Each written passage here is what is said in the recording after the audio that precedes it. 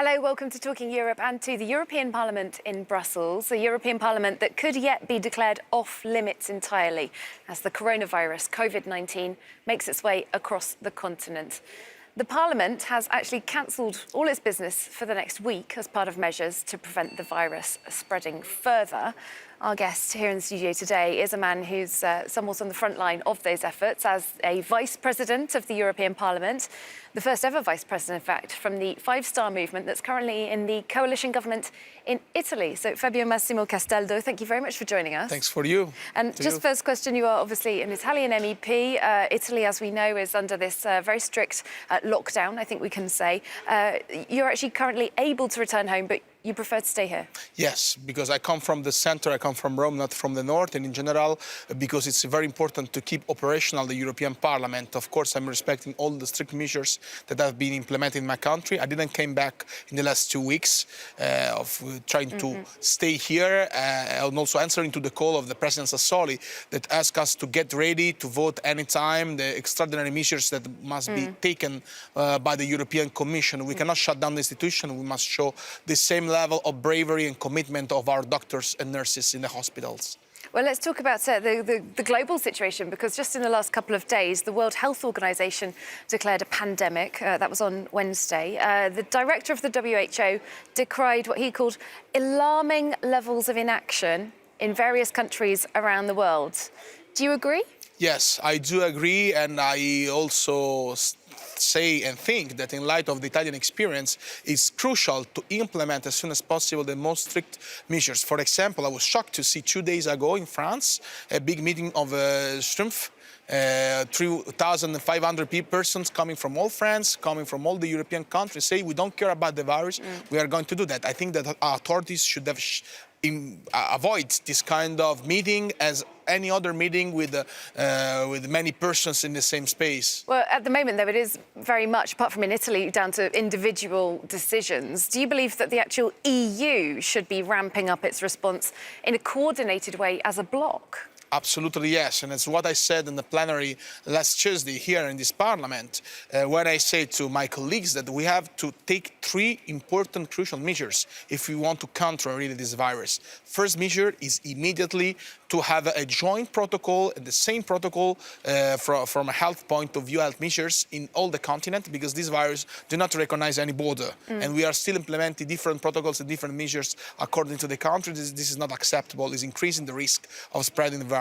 Second, very important issue is to centralize the production, the distribution, and the acquisition of the medical equipments and all the other medical devices that are required to counter the virus. And is not what we observed.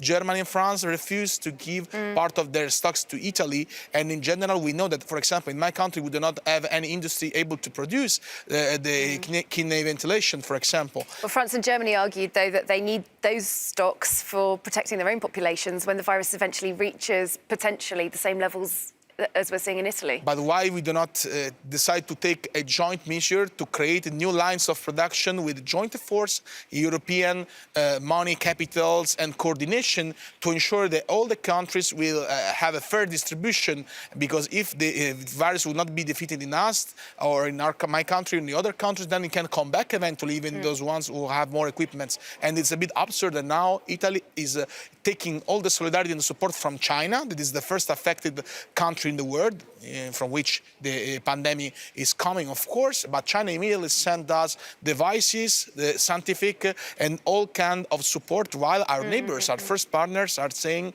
well, let's see first for us and then for the rest. I think that is not a good message we are sending to the European citizens. You feel that your European neighbours are showing less solidarity than China? It's a fact. Unfortunately. Well, looking to another continent, Donald Trump, the President of the United States, has banned any non-Americans who've been in most of the countries in the EU from travelling to the US. What's your reaction to that travel ban? Well, let's say that I do not like the rhetoric of President Trump. It's not the first time. I often criticize him in the past, but I also understand that in such a difficult time, the strict measures must be implemented to avoid that this virus will be even more spread. So it's not the measure in itself that is worrying me. It's more the rhetoric and the way in which it was proposed, like if all Europe is a kind of, let's say, big giant virus that is destroying the rest of the world. I don't think those kind of words are really appropriate, but I Do you see political motives in his ban rather than scientific? Probably yes. Let's say that in general he's not a huge fan of the European integration and of the European Union. That we know that for sure, and he has always was seeing European Union as a global competitor more than a global partner. But in any case, as I told you, I can understand the logic of the measures. I do not understand the rhetoric of these measures. Well, in terms of the EU economy, there are many businesses that are likely to be very badly hit by this travel ban. We've seen European stocks slide immediately on that announcement. Do you fear that this could be a major shock to the European economy? There is the huge risk of that. That's why the third proposal I asked to the colleagues and to the Commission was to adopt extraordinary measures from the economical point of view. First of all, we should absolutely suspend the fiscal compact treaty immediately, and to give fiscal space to all the countries that are requiring that to buy more equipments, hire more professionals from health, doctors, nurses, all other people are operational on the ground, but all to ensure that all SMEs and all business companies, Europe will have access. Yes, small business companies will have, small and medium, will have access to credit and will not be obliged to pay their loans immediately while they cannot sell their products or foster their production. In my opinion, this is crucial if we do not want that those people who are going to be saved by coronavirus will commit then suicide in a couple of months because their business company is ruined or because they do not have a job anymore. Ursula von der Leyen said that she is favourable to alleviating those budget and state aid rules. How long do you think that should be the case? Nobody can predict how long this crisis will last. We are trying to put in place all the most strict measures. In Italy, we didn't see these measures since the end of World War II, so you can imagine.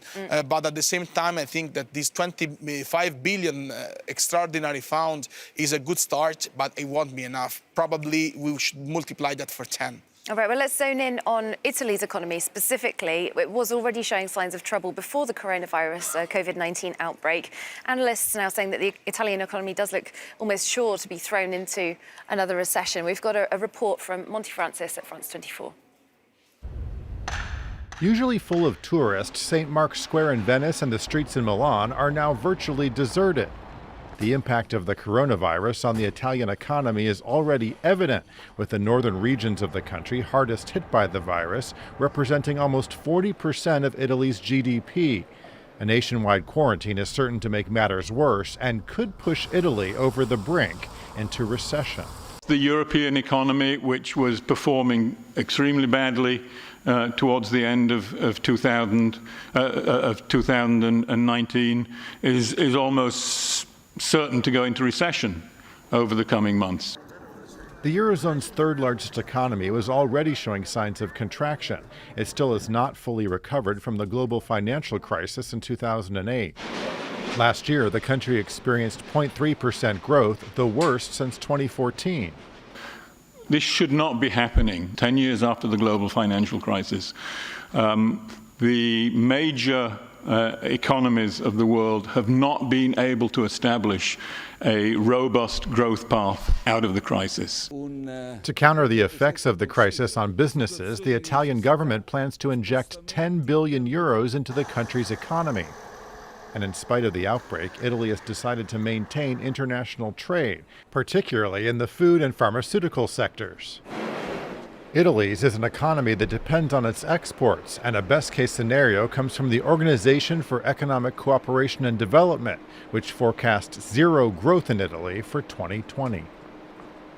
Fabio Massimo Castaldo, as I said, you are part of the Five-Star Movement, which is in coalition government currently. Now, the Prime Minister of Italy, Giuseppe Conte, said that the government is ready to spend up to 25 billion euros on stimulus measures to try and cushion Italy from the shockwaves economically. However, the opposition leader, Matteo Salvini of the League, wants 50 billion euros worth of spending.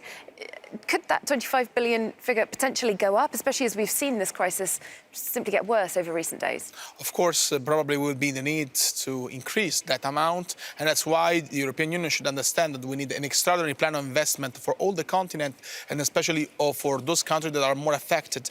In fact, as your reportage was showing very well, now for tourism we are on our knees. I spoke with some association of hotelier in Rome. They told me that even if Rome is not affected by the epidemic so far, we have just a small amount of cases, we have minus 95% of reservation of bookings. And in general, this is going to have a huge impact on our export too. Try to figure that some global suppliers ask us to implement a specific etiquette to ensure that the product is coronavirus free. Come on, it's totally unreasonable. Scientifically have no ground, no base, because everybody knows that this virus is going to die after a few hours on an object, is not on a living, of course, person or animal or whatever. And that's why I think that we have to counter with all possible measures this kind of psychosis that can affect and can, of course, have a huge recession on our economy. Well, in terms of concrete measures that could help anybody who's running a hotel, a restaurant, any kind of business, freelance workers perhaps in Italy and other member states, what kind of measures would be acceptable? For example, a tax holiday of putting back paying your taxes for a period of time. What are you thinking of? Exactly. First of all, we need fiscal measures to ensure that nobody will be called to pay taxes for activities is not able to do for the national emergency and for the decrease that has been adopted by the Italian government. Second of all, we need, of course, also a stipulation to ensure there will be access to the credit, but also to block every kind of bank loan, insurance loan, any other, let's say, financial commitment that could put this business company in difficulty. And third of all, we need support also for the workers. That's why in Italy we we took 2 extra billions of euros to have the complementary salary paid to the state, to the industries and many other activities that has to shut down their production for the workers, to avoid that, of course, they will be fired or the industry will collapse. Let's look at an issue that's affecting all of the European Union, movement between the member states. Now, we are starting to see ever more limitations on the freedom of movement. For example, Austria has barred Italians from entering its territory. There are controls on Hungarian borders, Slovenia as well. Freedom of movement is one of the fundamental tenets of the EU. It's one of the things that keeps business moving in the European Union. Is the Schengen free movement zone in the process right now of being suspended de facto? I hope not. Frankly speaking, I can understand some measures that are linked, for example, to the freedom of movement of persons. That's natural, but I cannot understand other measures that could block, of course, for example, the goods, because as I told you, there is no risk. We have to take all measures proportional and also linked to solid scientific ground and base. And all the other measures that are not linked to that are just psychotic, and they are going to put even more under pressure our economies and, of course, also our citizens. Well, would you like to see, for example, Austria lifting these restrictions on the Austria-Italy border? I really hope so, and I think that those measures taken from Austria and Slovenia are a bit unreasonable, considering also all the very strict measures that Italy has taken by itself.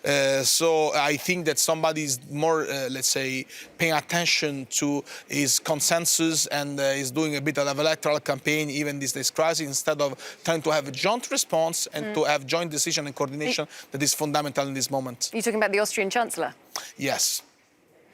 Well, let's just look at a big crisis situation for the EU that's been going on long before coronavirus was on the scene. The standoff over migrants, asylum seekers particularly, wanting to come into the European Union. This has flared up massively in the recent weeks. in this standoff between the EU and Turkey particularly, over who's responsible for migrants entering from that direction, is not over. Are you hopeful that the 2016 deal between the EU and Turkey could be revived, this deal that saw the vast majority of these people given responsibility in Turkey, or is it time to rip up that deal and start again? Well, I'm observing that since 2015, the behavior of the Turkish government and the behavior of President Erdogan is becoming more and more aggressive, and in the same time, of course, he's trying to blackmail us, to blackmail the European countries, to blackmail the European democracy. I think that we gave to him, with our incoherent and really soft answer, too strong and too big leverage on us.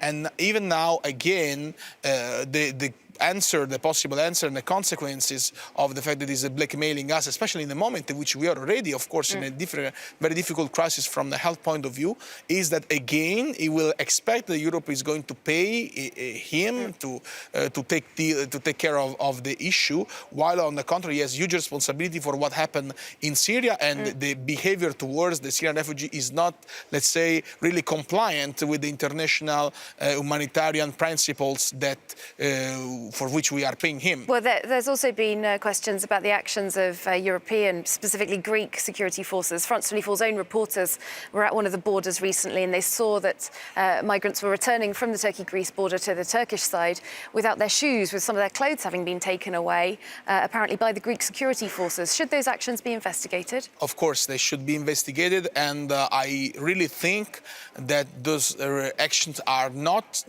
justifiable in any possible way. But at the same time, I also understand the frustration of the Greek population that again is feeling a bit abandoned, as the Italian population was feeling abandoned a few years ago when the massive crisis was coming from the center way in the Mediterranean. I really think that we have a huge problem. We should adopt as soon as possible the reform of Dublin, and we should change our policy towards Turkey. All right, Fabio Massimo Castaldo, thank you very much for being our guest today on Talking Europe. Thanks to you. And thanks to you for watching. I hope you do stay tuned for part 2 in just a couple of minutes' time.